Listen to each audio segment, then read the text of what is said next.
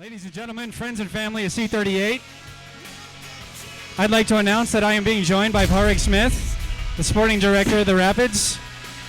In case you aren't wondering, or are wondering, look at me, this is the guy that brought in all of the players that we have seen so far this season. We have him to thank. One of our Twitter questions was, what is a sporting director? How would you define that in your terms? That's a good question, actually. I think so far it's really looking at a lot of different things. And first of all, I want to say thanks very much for having me here. It's a real pleasure to come out and chat to everybody. I think from my perspective, the sporting director role really is built around two key areas. The first is performance analysis. So, looking and seeing how we're performing and how the opposition's performing. And then secondly, it's really around player identification and recruitment. So they're the two key parts of it, but it really touches on everything. And obviously the salary cap management is a big part of it, trying to make sure that we've put ourselves in a good position, not only to build for this year, but to build for the future as well. So it really touches on all areas of the soccer ops department. And it's a very, very interesting and challenging role, but I love it. I'm enjoying it. Is there a specific part of your job that you really enjoy more than others? Because obviously it is a numbers type of job, and I've touted you as a numbers guy. But is there something that you really look at as far as your job that you're really more excited to go to work each day with? Well, I think there's no doubt the best part of the job is when you bring in players and you see them perform on the field. There's nothing quite like that, being a part of the group that builds the team and that molds the team together, and then seeing that come to fruition. That's certainly the best part of the job, without a doubt. So, for instance, bringing players in and their performance on the field, we've done some numbers on some guys. Sebastian Letou being the new guy, we did some numbers, and throughout his career, basically he averages a goal or an assist in every other game. Obviously, I'm sure that's a stat you saw. What about him, or can you enlighten us on how he got here? Sebastian was a long time coming, to be honest with you. Last year we had him ranked very, very highly on the model that we have for player analysis. So we identified him quite early on as somebody that we thought could add to our team. It didn't quite work last year. We spoke to Philadelphia. He was one of the people we talked to, but didn't quite work out. And then as we went through this process this year, and certainly into the trade deadline, we were talking to a number of teams. And one thing we do is we have a very, very detailed ranking of all the players in all the different positions and how we feel they'd fit into our team and how they can help us. So with Sebastian, it was a case of almost waiting and seeing, really. So we had a number of different players we were looking at.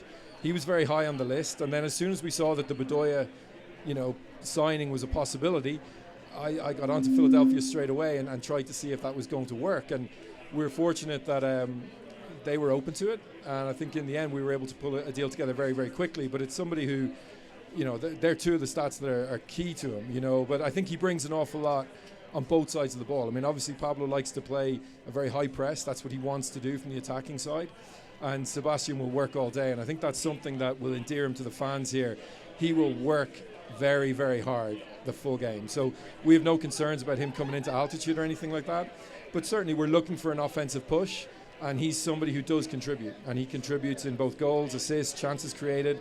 He gets crosses into the box, which is obviously where Kevin thrives as well. So it was a very nice fit for us. We're delighted it came together, and we think he's going to be a very good addition for the rest of the year. And it's safe to assume that by moving Lucho was in order to make room with the general allocation money and roster spot for Sebastian? Yeah, I mean, we put ourselves in a position at the start of this year where we wanted to maximize the assets that we had to make sure we hit the ground running. The last thing we wanted was to start another season slowly. So we wanted to get out there very, very quickly. And to do that, we made a couple of key decisions early on in the year where we built the roster using most of the assets that we had. And that worked. It worked in terms of we've got 38 points. We've really put ourselves in a very, very good position. But we knew then that when it came to this part of the season and into the trade deadline, we knew we would have to move pieces if we wanted to bring somebody in. But we had already identified that. We'd spoken to a few clubs, so we knew what we were planning to do and we knew how we were going to execute it. It was just a matter of making sure the right player opened up for us to bring in. And once that happened, we were able to move very, very quickly. We're sad to lose Lucho because he's been a great member of the team, but I think from a positional perspective, he's more suited to the 9. That's where he prefers to play. I think that's where he excels. Sebastian is much more of a natural winger. He can also play the 9. I think people can forget that pretty easily, but he started off as a striker, so he can very easily play that position as well. But he's a much more natural winger, and he's somebody who'll work hard and, as I say, contribute from a crossing, goals, chances created, goals, and assist perspective. So back to some numbers. What about Gashy's numbers was your favorite? What really was kind of a highlight for you? I think Gashy again was a very, very interesting case. I mean, there's no doubt he's played in a top league in Europe, in the Swiss league, played with FC Basel, who are a Champions League team, you know, so he's been out there in competitive games against the Real Madrids of this world, and he's done it at that level. So the sheer volume of goals he scored there was massively important, and we're obviously very fortunate here that we have access to data that's not necessarily available in the public domain. And one of the things we look for is for players that have scored a lot of goals, you want to eliminate luck from the matter. So you want to be able to derive a statistic that allows you to see what his expected goals are. And once we looked at that, there was very little luck involved with Gashy. So his numbers were as good as they are on paper and from a goal perspective. And that was something that we felt would translate very, very well over here. The key thing for us was making sure we got Gashy on a long-term deal, because one of the things that's very, very clear about MLS is that it takes time to adapt. You know, MLS is such a difficult league, and you know, I can see it coming from Europe, and having spoken to a lot of players, not just with the Rapids, but with other clubs that have come across and played here. The travel, the climate, the time zones, it all makes an impact, and it does take time to acclimatise. So I don't think we've even begun to see the best of Gashy, and you know, he's a very exciting player. You know, he gets off a lot of good shots. He's improved our shooting accuracy. It hasn't necessarily translated to goals just yet, but we're confident that will come, and we're confident that over the next couple of years you're going to really, really see a very talented player. And I think it also has to be noted that the age that we brought him in. So we've brought a player in here who's already done so many good things in a European league and in a good European league, but he's coming over to us in the prime of his career. This isn't a 35-year-old or a 36-year-old. This is a 27-year-old, 28-year-old player who's going to be here in the long term and is going to give the best years of his career to the Colorado Rapids. So I've mentioned in a couple of my articles, you're working on a scouting program. How's that coming along? We're very close. It's very exciting. At the moment, it's a lot of manually intensive work, which makes it quite challenging. But once the player evaluation database is up and running, we'll be able to go through literally thousands and thousands of players at the click of a switch. So we're very, very excited about that. I think we're about maybe 6 weeks away from having that fully operational. There's no doubt we have access to more data than any other team in MLS. We have over 15 leagues covered from around the world, and that's with 176 different metrics on each individual player, and we have that broken down by position in terms of what we're looking for and how we want those players to fit into our team. So once we've got this up and running, we can quite literally cover off tens of thousands of players in each individual position, covering the metrics that we want to see, and that gives us the ability to filter through the system. So we have a very simple ethos in terms of we'll never sign a player based on the data alone, but nor will we ever sign a player without looking at the data and understanding what that data means to us. So if you go out there and do the traditional scouting method, it takes time to go and watch game after game after game of each player, even with the wonderful systems that are available, the Y Scouts, the Scout 7s, that help you kind of narrow down and look at tagged information, which is great. You can isolate individual players and individual plays from that player. But this, the access to the data and the database that we're building, the way we're building it, so it's a bespoke system that's really tailored to us, that will give us a wonderful advantage that we think will help over the next couple of years to really build a strong perennial playoff squad. So it would be safe to say that basically anybody you have brought in and will bring in, you've covered your bases more than any other team could even possibly do? Well, I mean, it's difficult for me to talk about, in detail about what other teams are doing. I mean, obviously I've got a good relationship with a lot of the teams. We're looking at what they do as well, but I certainly believe we've put a very, very good system in place. The way I look at it is that you need to have a strategy and a philosophy, and beneath that then you need to have processes. It doesn't mean you're going to get every decision right. We won't. We're going to bring in a player that doesn't work, and that's fine, because as long as the process is right, you're going to make better decisions along the way, and you're going to get more right than you get wrong. And the key thing is being able to identify and understand what we're trying to do here. So as I said, we know the way we want to play, we know the formation that we want to play, we know the key attributes that we want a player to display in each of those positions, and we can target that from both a subjective and an objective perspective. And I think that's going to be one of the key things. So the database will allow us to filter players based on objective data coming from their performance analysis, but we also then have individual metrics by position from a subjective perspective where the scouts will go in and analyse that. So we then have an algorithm behind it that'll give us a ranking. So it's very, very strong. It's good. It works very well, or will work very well. but it's process driven, and as I said, it's really it's really there to make sure it guides us in the right direction, so that we put ourselves in the best position to make the best decisions. Nice. Austin's got some questions for you. All right, first, can I get a shout out to this evil genius over here who's brought in a great team this offseason? Look who he's brought in: Jones, Howard, Gashi, Doyle last year. Just Azira, like, amazing. I got to give you props for that. Being a stats guy, got to give you props. So I guess my first question is going to be, I hear that Mini Spinny is out at our practice. So do you see a future with Little Spencer, or? Well, I think one of the things we're looking to do here, and we had an under-23 squad that played here for 6-7 weeks during the course of the season, and what we're looking to do is to have a fully integrated football development pyramid here with the MLS team at the top of that. That means that you need to have access to good players right the way down the level. So obviously after that comes USL and then comes PDL. And I think there's no doubt Bradley's been a great addition to the team, because you need to have strong competition right the way around, year round. We've got players that we've sent out on loan to Charlotte, so they can't train here. We've had a couple of players go and get game time at Colorado Springs, which is a little bit more advantageous from a playing perspective, but it's not part then of the ethos of the club, which is obviously ingrained in Charlotte. So I think for Bradley, he's done very, very well. He's obviously helped us as a very, very strong training player. He's done well in the games that the under-23 team played. So he's been a key guy out there, and it's worked well for us. Speaking of the switchbacks, I know we have a few fans here, including our Keg Kaiser over there, who runs their supporters group. Personally, I would love to see you guys get a relationship with them instead of Charlotte. Is there any discussion going on there, or are you still being quiet about it? Well, we have a great relationship with Charlotte, and I think that's been key to the development of some of our players. I think Marlon Hairston is a great example of that. So Marlon went down there last year, and we were able to give a very, very clear development pathway to the coaching staff in Charlotte. We told them how we saw Marlon developing. We told him where we wanted him to play, and he was able to get very, very good minutes in a competitive league and really push forward. The other one that I'd highlight as well is Caleb. Caleb Calvert's just had a wonderful season down there. And again, he came back to us this year looking like a man.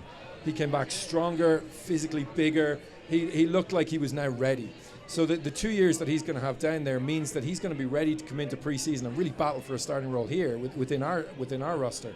So I think the relationship is working very, very well with Charlotte at the moment, and we're happy with it. And I think the fact that we're integrated in there, Brian Crookham's doing a wonderful job. He's tracking quite a lot of air miles at the moment, going between the two. But it's a good relationship. You know, the coach Mike Jeffries is great. He comes to us in pre-season, has a good idea of what Pablo's trying to do. So it's working very well for us at the moment. With Charlotte versus switchbacks, for me, do you see a difference between players that have been out the switchbacks at altitude versus coming back from Charlotte? Does it take longer to get back acclimated here? No, I mean, I think the guys that go to Charlotte obviously spend the preseason with us. So they're already integrated in terms of they understand how we want to play. They understand the way Pablo sets the team up. So they're really a part of our culture. And there's a slight difference in terms of the end goal with the players that we send. So with someone like Caleb or Marlon last year, you really want them to be there for the whole year. You want them to really develop. You want them to be ingrained in their team and to play week in, week out. Because ultimately the best way to develop as a player is to play with the best against the best all the time. So I think that's worked very, very well for us. On a one-off scenario, obviously it's been great. We've been able to send Connor and Baji and Joe Greenspan have all gone down to play a game or two for the switchbacks, and that's worked in terms of getting minutes because they're needed here obviously as part of our group from a training perspective. But I think the relationship at the moment is working very, very well with Charlotte. I mean, long term, obviously, we'd love to have a USL team here, but that's in the future. And I think at the moment we've got a nice situation. So on to the important questions. What is your favorite beer? My favorite beer? Your favorite beer or alcoholic drink if you're not a beer drinker. I could play the Irish card and just say Guinness, I guess. Like, is that what? I'm probably I like Odell's. That's quite good. And actually last year you guys had like a home brew contest here, so I came out and I got to taste a couple of those. There were some good ones in there as well. Yes. Excellent. Okay, we'll have to come back out for that. You come out and judge for us? Absolutely. Do we have any questions out on our fan base out here? So Jones' question was, with the salary, when they post it on the website and whatnot, does that include the buyout if you buy it down, or is that just what's being paid out? It's I would just ignore it. That's Got the it. simplest way to say it. That's one of the real frustrations, because obviously, you know, everybody's here is interested in analysing certain decisions and trades that are made or signings that are made, but the information that's out there, it's actually counterproductive because it's simply not accurate. So you can be comparing two players and think that you understand where their salary points are, but it bears no resemblance to their salary cap hit. They don't include transfer fees that are then amortized over the life of the contract, loan fees. There's so many things that go into it that really it is irrelevant, unfortunately. And it's a pity, because I know in a lot of the other leagues over here in the US, you do have access to that information, and that's great, but the MLS one isn't quite accurate at the moment, no. All right, and one last question before we let them shake your hand. What brought you here? How did they attract you to the Rapids? I met Tim Hinchy, I guess, about 8 or 9 years ago now, when I was working for the Football Association of Ireland, and he was the commercial director in Derby County. And we stayed in touch for quite some time. I've loved the US since my dad first brought me here when I was 7, so I've always wanted to move to the US. But I saw the way MLS was growing, saw that the league was going not just in the right direction, but getting there quickly. And that was something that was very, very attractive to me. The other key thing from my perspective, I knew what Tim was doing to build the club. So Tim was given a very clear mandate by ownership in terms of, you know, fixing the business side first. That was the fundamentals, because without that there as a foundation, nothing else can happen. So, you know, if you look at revenues, they're up 140% over 5 years. They're going to go up even more this year. So that business had to be fixed. And once that was fixed, he then went on, you know, the shirt sponsor didn't work the first time, but the second time I think we can all say it's pretty good, and it's helping us hugely on the soccer side, which is fantastic. And then it was really the soccer side of it, you know, to try and improve that. So Tim knew that I was working on my own player performance model, basically, and team performance model. So I was doing that in the background. You know, I'd started that actually at Ernst & Young when I was still there a long time ago. Developed it further at the FEI, then at UEFA, where I was getting access to more and more data and more information. And then I'd actually taken MLS, primarily because you've access to salary information, although as I now found out it's not accurate, but I could use it at the time. So I was building my own model. Tim knew that, and he asked me to have a look at the Rapids and to maybe come up with some suggestions. And then really once I had done that, and Tim asked would I be interested to come out, it was easy for me to say yes. I knew the sort of team Tim was building. I knew what he wanted to do here. Once I'd met Paul and knew that the rapport with Paul was good, and knew what my remit was going to be and what I was going to be able to do. Obviously, the reason you build these models and you come up with these ideas in terms of how to value players and how to look at performance analysis, the key thing is to test it out in the real world, and that's what you want to do. And that's been a huge thing for me. It's what attracted me here. Then you've got the whole lifestyle element to it. But to be honest, the biggest thrill is when you find somebody, you know, granted it's finding somebody on a spreadsheet to start off with, a Michael Azira and Eric Miller, players like that are coming through on relatively low salaries, but who are right up at the top of our player models. And to build a roster that's competitive, you really need to be able to bring in players that can contribute in the first team, but who are on low salary, so that you can then go and spend elsewhere. And I think that's really, really crucial to what attracted me here, was the ability to put this into action, really, and then also knowing what sort of a team that Tim and Paul were building, and to be a part of that. So it couldn't have worked out better. I'm thrilled to be here. It's obviously a wonderful state, wonderful city to be in, and I'm really enjoying it, and long may it continue. Yeah, hopefully you're here for the long term. Dave, did you have something? Wagner, I heard you had a question. So, bang for the buck, value versus performance. Who's your guy this year that you brought in and you feel like you got the most out of? And not so much because of high salary, but what you paid for. The best deal that you feel you I made. think there's no doubt for me the best value for money deal has been Azira. There's just no doubt about that, and I'll never forget it. It's an interesting story. We were over visiting Arsenal at the time of the waiver draft. I'd identified him for quite some time, brought him to everyone's attention. We all looked at him. Everybody was on board with it at that point. And I remember we sat number 2 in the waiver draft, and I was sitting in a hotel in London on the phone, on the conference call, just hoping and praying Chicago weren't going to take him with that first pick. And I'll never forget the relief for me when they didn't grab him, because it meant that we could just jump straight in there, pick him. We knew he was going to be good. I'm not even sure I thought he was going to be as good as he's been this year. But yeah, from a value for money perspective, he's been tremendous, absolutely tremendous. Awesome. All right, well, let's go ahead and open it up so you guys can shake his hand, get some signatures, picture, whatever you want. We owe this guy a great bit of gratitude, guys. Padraig Smith.